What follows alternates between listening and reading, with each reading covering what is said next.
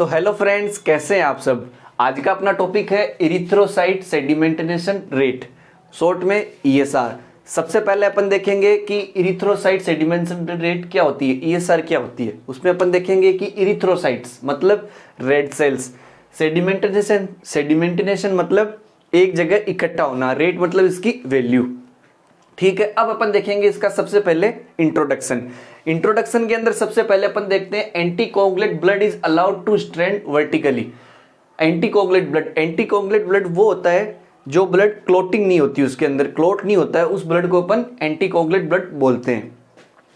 Allowed to stand vertical position के अंदर अपन को उसको स्टैंड करके रखना है। वर्टिकल पोजीशन कौन सी होती है, जो अपनी 90 डिग्री होता है उसे अपन वर्टिकल पोजीशन बोलते हैं।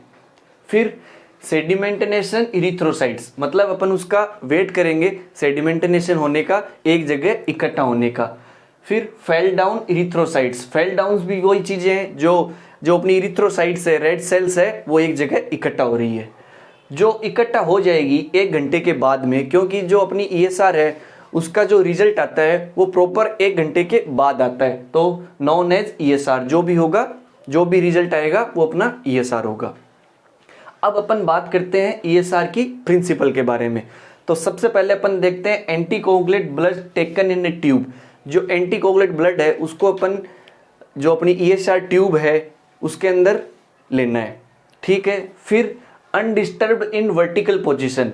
अनडिस्टर्ब मतलब अपन ने जो ईएसआर ट्यूब ली उसे वर्टिकल स्टैंड पे लगा दिया, वर्टिकल पोजीशन के अंदर लगा दिया, तो उसके साथ अपन को अब कोई छेड़छाड़ी नहीं करनी है, मतलब उससे ना तो हिलाना है, कुछ भी नहीं करना है, उसे वर्टिकल पोजीशन के अंदर छोड़ना है अनडिस्टर्ब कंडीशन के अंदर। फिर after specific time, generally 1 hour. ठीक है, अब अपन देखते हैं कि आफ्टर स्पेसिफिक टाइम, स्पेसिफिक मतलब जो ईएसआर का अपने पास रिजल्ट आएगा उसका एक टाइम पीरियड होता है, तो वो है इसका 1 घंटा। 1 घंटे के दौरान जो अपनी रेड सेल्स है या इरिथ्रोसाइट्स है वो कंप्लीटली डाउन हो जाएगी, मतलब फॉल डाउन हो जाएगी, एक जगह इकट्ठा हो जाएगी। अगर अपन उसे कुछ भी उसके साथ छेड़छाड़ी नहीं करेंगे, उसे हिलाएंगे नहीं, वर्टिकल पोजीशन के अंदर रखेंगे 90 डिग्री के अंदर और अनडिस्टर्ब कंडीशन के अंदर।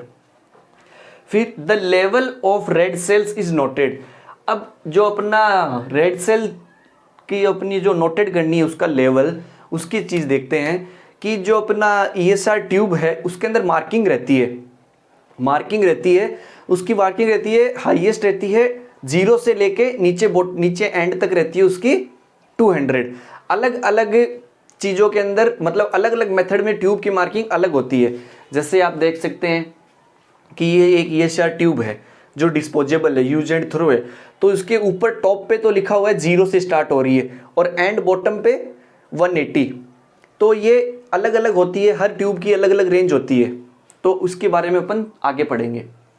फिर the distance travelled by red cells known as ESR.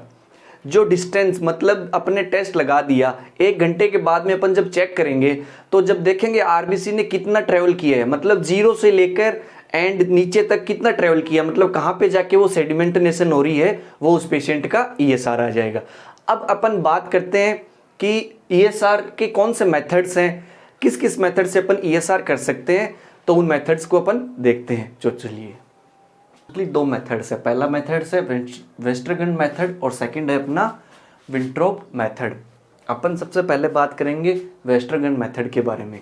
तो जब भी अपन कोई सी मेथड से कोई टेस्ट परफॉर्म करते हैं तो उसकी कुछ रिक्वायरमेंट्स होती हैं, तो उन रिक्वायरमेंट्स के बारे में अपन पहले देखते हैं। सबसे पहले रिक्वायरमेंट्स में अपन देखते हैं कि वेस्टरगन पिपेट और स्टैंड। वेस्टरगन पिपेट चाहिएगा, एक स्टैंड चाहिएगा और एंटीकोगुलेट कौन सा, ट्राइसोडियम सिट्रेट 3.8%। अब अपन देखेंगे कि ये वेस्टरगन पिपेट क्या होती है, क्या इसकी शेप होती है, क्या इसकी लेंथ होती है, इसके बारे में अपन देखते हैं। जो अपनी वेस्टरगन पिपेट है वो 30 सेंटीमीटर की होगी। ठीक है, 30 सेंटीमीटर की होगी और जो इसका इंटरनल डायमीटर होगा वो होगा 2.5 mm। 30 सेंटीमीटर की पिपेट होगी और इसका डायमीटर होगा 2.5 mm। अब अपन देखते हैं कि ये अपन ये सपोज करते हैं ये कि अपनी वेस्टरगन पिपेट है, ये है नहीं, ये एक यूज एंड थ्रो प्लास्टिक की पिपेट है, पर ये वेस्टर्न पिपेट नहीं है, अपन इसको मानते हैं। इसकी लंबाई मानो आप 30 सेंटीमीटर है। जो ऊपर के 10 सेंटीमीटर है उनको अपन छोड़ देंगे, क्यों? क्योंकि जो उसका कुछ पार्ट पे कैप लगेगा और कुछ पार्ट जो वो अपना वेस्टर्न स्टैंड है उसमें आएगा। तो अपनी जो मार्किंग स्टार्ट होगी वो 30 सेंटीमीटर से स्टार्ट नहीं होगी, वो अपनी 20 सेंटीमीटर से स्टार्ट होगी। 20 सेंटीमीटर से स्टार्ट होगी। जो अपना अप होगा वो तो होगा 0, और जो अपना लोअर जो बॉटम होगा वो रहेगा 200 तक। ठीक है, अब अपन देखते हैं इसके एंटीकोगुलेट के बारे में। तो एंटीकोगुलेट इसके अंदर लेंगे अपन ट्राइसोडियम सिट्रेट, जो अपना 3.8% होगा। वो 0.4 ml trisodium citrate in 2 ml of blood. ठीक है, जो अपना 2 ml ब्लड के अंदर अपन 0.4 ml ट्राइसोडियम सिट्रेट सॉल्यूशन लेंगे। अब अपन बात करते हैं इसके प्रोसीजर के बारे में। तो प्रोसीजर के अंदर सबसे पहले अपन देखते हैं कि fill the pipette by sucking blood up to 0 mark.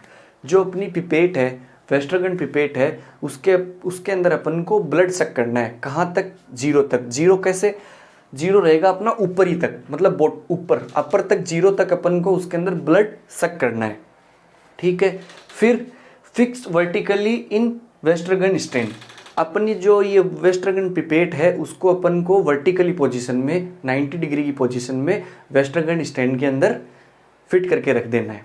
ठीक है, और उसके बाद में अपन देखेंगे कि read the upper level of RBC column exactly 1 hour. अपन देखेंगे कि जो अपनी आरबीसीज हैं वो 1 घंटे के बाद, मतलब जो अपना रिजल्ट आएगा वो 1 घंटे के बाद में आएगा, और वो अपन को नोट डाउन करनी है कि अपनी आरबीसी किस लेवल पे, मतलब 0 से लेके 200 तक की काउंटिंग पे किस नंबर के ऊपर सेडिमेंटन हो चुकी है, मतलब फेल डाउन हो चुकी है, वो उस पेशेंट का ईएसआर होगा। ठीक है, अब अपन बात करेंगे इसके सेकंड मेथड के बारे में। वो मेथड है विंट्रोब मेथड। तो चलिए अपन उसके बारे में अपन पढ़ते हैं। अब अपन बात करते हैं ईएसआर के सेकंड मेथड के बारे में। जो सेकंड मेथड है वो अपना है विंट्रोब मेथड। विंट्रोब मेथड के बारे में अपन अब पढ़ेंगे। उससे पहले अपन देखेंगे इसकी कुछ रिक्वायरमेंट्स के बारे में। तो सबसे पहली रिक्वायरमेंट क्या है? विंट्रोब पिपेट। फिर सेकंड एंटीकोगुलेट। एंटीकोगुलेट कौन सा यूज में लेंगे अपन लेंगे EDTA।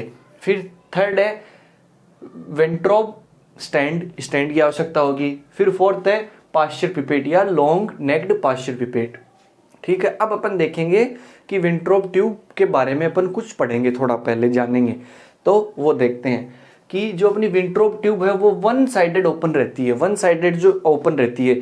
जो अपनी वेस्टर्न पिपेट थी वो 2 साइडेड ओपन थी, बोथ साइड ओपन थी, नीचे से भी ओपन रहती थी और ऊपर से भी ओपन रहती थी। पर अपनी जो ये विंट्रोब ट्यूब है वो 1 साइडेड ओपन रहती है, जो ओनली अपर लेवल ऊपर से ही ओपन रहती है, नीचे से पैक रहती है। ठीक है, फिर इसकी लेंथ होती है 11 सेंटीमीटर, और इसका इंटरनल डायमीटर होता है 2.5 mm। अब जो इस पर मार्किंग स्टार्ट होती है, इसकी मार्किंग स्टार्ट होती है अपर के अंदर तो 0 से स्टार्ट होती है, और लोअर बॉटम के अंदर 100 mm तक रहती है। ठीक है, अब अपन देखेंगे इसके प्रोसीजर के बारे में कि जो अपना विंट्रोब ट्यूब का प्रोसीजर है वो कैसे काम करता है। तो चलिए, ठीक है, जो अपनी लॉन्ग नेक्ड पाश्चर पिपेट है, ठीक है, जो अपनी लॉन्ग नेक्ड पाश्चर पिपेट है उससे अपन क्या करेंगे, जो एक सीरीज लेंगे, अपना जो सैंपल होगा उस सैंपल को अपन अपनी जो विंट्रोब ट्यूब है उसके अंदर पुश करेंगे। ठीक है, उसके बाद में अपनी जो लॉन्ग नेक्ड पाश्चर पिपेट है उसकी सहायता से उसको मिक्स करेंगे। ठीक है, फील द ट्यूब 0 मार्क। जो अपना ब्लड है उसको अपन अपर में जो 0 मार्क है वहां तक फिलअप करके छोड़ देंगे और उसे मिक्स कर देंगे। प्लेस ट्यूब इन वर्टिकल पोजीशन। वर्टिकल पोजीशन वही अपनी 90 डिग्री के ऊपर वर्टिकल पोजीशन के अंदर जो अपनी विंट्रोब ट्यूब है उसे अपन विंट्रोब स्टैंड में वर्टिकल पोजीशन के अंदर लगा देंगे। Read upper level limit of RBCs after 1 hour. वही चीज़ है जो अपनी 1 घंटे के बाद में, एग्जैक्ट 1 घंटे के बाद में अपन को आरबीसी का अपर लेवल चेक करना है और उस पेशेंट का वो ईएसआर होगा। अब अपन बात करेंगे जो अपना विंट्रोब मेथड है वो ज़्यादा इजी और एडवांस है वेस्टरगार्ड मेथड से। क्यों? क्योंकि ये जो अपना विंट्रोब मेथड है ये इसलिए एडवांस है क्योंकि ये एक साथ एक ही मेथड से दो टेस्ट को अपन परफॉर्म कर सकते हैं। पहला टेस्ट जो अपना ईएसआर हो गया, ठीक है। सेकंड टेस्ट होता है अपना पीसीवी। पीसीवी टेस्ट को भी अपन विंट्रोप ट्यूब से करते हैं। कैसे करते हैं? जो अपनी विंट्रोप ट्यूब है उस पर दो मार्किंग चलती है। ईएसआर के लिए तो ऊपर अपर बॉटम से, अपर जो अपना अपर लेवल है ट्यूब का वहां 0 से स्टार्ट होता है और बॉटम पे 100 रहता है। देन इसका अपोजिट होता है पीसीवी के अंदर। पीसीवी के अंदर अपोजिट क्या होता है?